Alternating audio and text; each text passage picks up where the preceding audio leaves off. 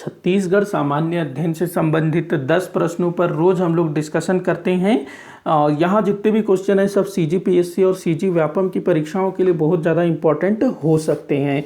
सीधे हम लोग क्वेश्चंस पर आते हैं। आज का पहला क्वेश्चन है, ग्राम सभा की किस बैठक में ग्राम पंचायत का बजट पारित किया जाता है। आप में से काफ़ी सारे लोगों का कमेंट होता है कि सर आप पंचायती राज से संबंधित प्रश्न भी शामिल करिए, क्योंकि जो सीजीपीएससी है ना उसमें पंचायती राज से रिलेटेड काफ़ी सारे क्वेश्चन पूछे जाते हैं। तो मैं इस तरह के क्वेश्चन भी शामिल करूंगा और मेरी कोशिश रहेगी कि आगे मैं छत्तीसगढ़ की करंट अफेयर और छत्तीसगढ़ का आर्थिक सर्वेक्षण उससे संबंधित प्रश्न भी शामिल करूं।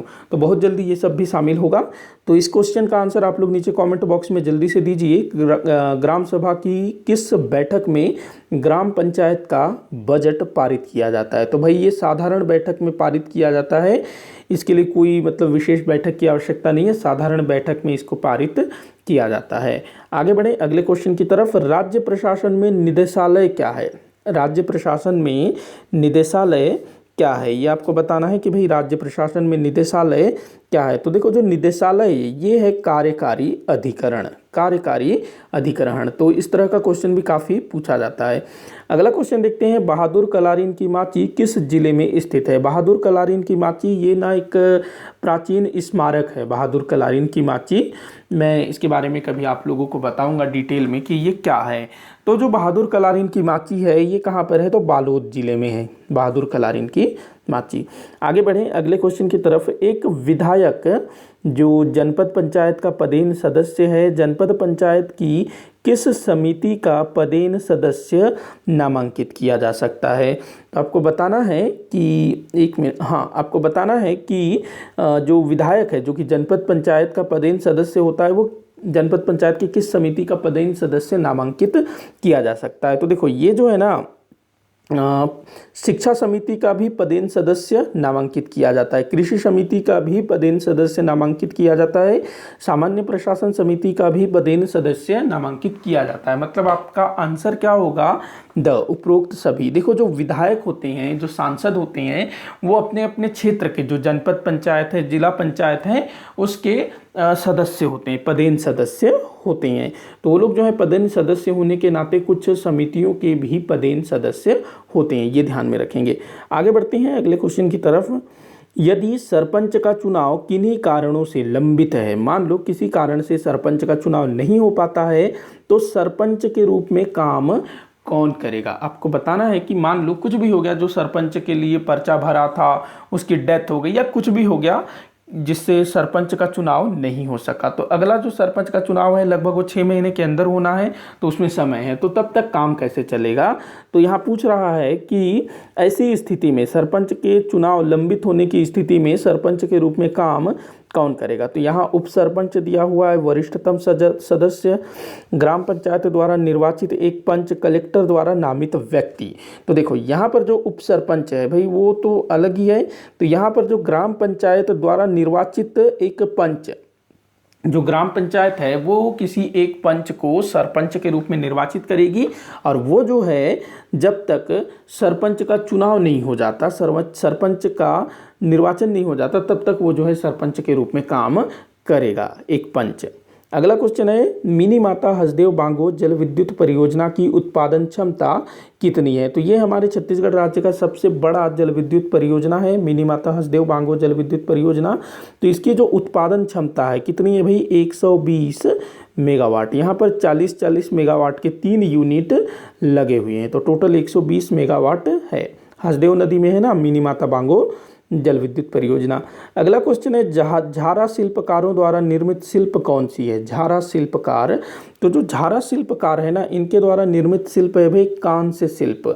कांस्य धातु से ये लोग जो हैं वस्तुएं तैयार करते हैं। बढ़ते हैं अगले क्वेश्चन की तरफ। अगला क्वेश्चन है, मगरमच्छों का नैसर्गिक संरक्षण स्थल है। मगरमच्छों का नैसर्गिक संरक्षण स्थल कहाँ पर है। तो देखो ये कहाँ पर है, जहाँ पर मगरमच्छों को नैसर्गिक रूप से, प्राकृतिक रूप से संरक्षित किया गया है, तो ये है भैंसा दरहा। भैंसा दरहा, देखो भैंसा दरहा, भैंस बफेलो को बोला जाता है ना, भैंसा बफेलो। तो भैंसा दरहा ये कहाँ पर है, तो बस्तर जिले में है भैंसा दरहा। बस्तर जिले के कांगेर घाटी राष्ट्रीय उद्यान के अंतर्गत है भैंसा दरहा। ये कांगेर नदी में है। तो यहाँ पर जो है प्राकृतिक रूप से मगरमच्छों को संरक्षित किया गया है। भैंसा दरहा के अलावा ना हमारे छत्तीसगढ़ में 2 और स्थल हैं जहाँ पर मगरमच्छों को संरक्षित किया गया है प्राकृतिक रूप से। तो आप जो है उनका नाम मुझे नीचे कमेंट बॉक्स में बताइएगा, काफ़ी बार पूछा भी गया है। बाकी जो पामेड़ है भाई, ये तो अभ्यारण्य है जो कि बीजापुर जिले के अंतर्गत आता है। उदंती भी अभ्यारण्य है। भैंसाझार एक परियोजना है। आगे बढ़ते हैं अगले क्वेश्चन की तरफ। सुमेलित करने को बोल रहा है, देख लेते हैं, सुमेलित कर लेते हैं। तो ये बोल रहा है छत्तीसगढ़ में 1930 में हुए जंगल सत्याग्रह एवं उनके नेता। तो इस तरफ जंगल सत्याग्रह दिया है, इस तरफ उनके नेता देख लेते हैं। तो पहला दिया है रुद्री नवागांव। रुद्री नवागांव जंगल सत्याग्रह, इसमें बाबू छोटेलाल श्रीवास्तव जी ने नेतृत्व किया था। उसके बाद तमोरा जंगल सत्याग्रह, तो ये यति यतनलाल, महासमुंद में हुआ था ना तमोरा जंगल सत्याग्रह। उसके बाद मोहबना पोड़ी मोहबना, तो ये नरसिंह प्रसाद अग्रवाल, मतलब 2। उसके बाद पोड़ी में जो है रामाधर दुबे, तो 1। तो 4 3 2 1 आपका आंसर होगा। 4 3 2 1 4 3 2 1 स आपका जो है उत्तर होगा। अगला क्वेश्चन देखते हैं जो कि इस वीडियो का आखिरी क्वेश्चन है। बम्बई में कांग्रेस के वरिष्ठ नेताओं की गिरफ्तारी के विरोध में छत्तीसगढ़ में रायपुर में 9 अगस्त 1942 को एक जुलूस के व सभा का नेतृत्व किसने किया था। तो देखिएगा प्रश्न को समझिए। 8 अगस्त 1942 को महात्मा गांधी जी ने भारत छोड़ो आंदोलन का प्रस्ताव पारित किया और इसके ठीक अगले दिन 9 अगस्त 1942 के सुबह ही देश भर के तमाम बड़े नेताओं को गिरफ्तार कर लिया गया। हमारे छत्तीसगढ़ के भी बड़े बड़े नेताओं को गिरफ्तार किया गया। तो इसके विरोध स्वरूप 9 अगस्त 1942 को रायपुर में एक विशाल जुलूस और सभा का आयोजन किया गया। तो इसमें नेतृत्व किसने किया था ये आपको बताना है। तो किसने किया था भैया नेतृत्व? त्रेतानाथ तिवारी ने यहाँ पर नेतृत्व किया था।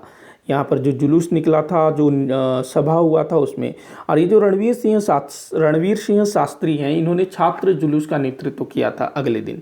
तो इसी के साथ आज का ये वीडियो यहीं पर समाप्त होता है। आप मुझे कमेंट बॉक्स के माध्यम से बताइए कि आपसे कितने क्वेश्चन सॉल्व हुए। किसी भी क्वेश्चन में कोई भी डाउट हो तो ज़रूर बताइएगा ताकि मैं सॉल्व कर सकूँ। वीडियो को आखिर तक देखने के लिए बहुत बहुत धन्यवाद।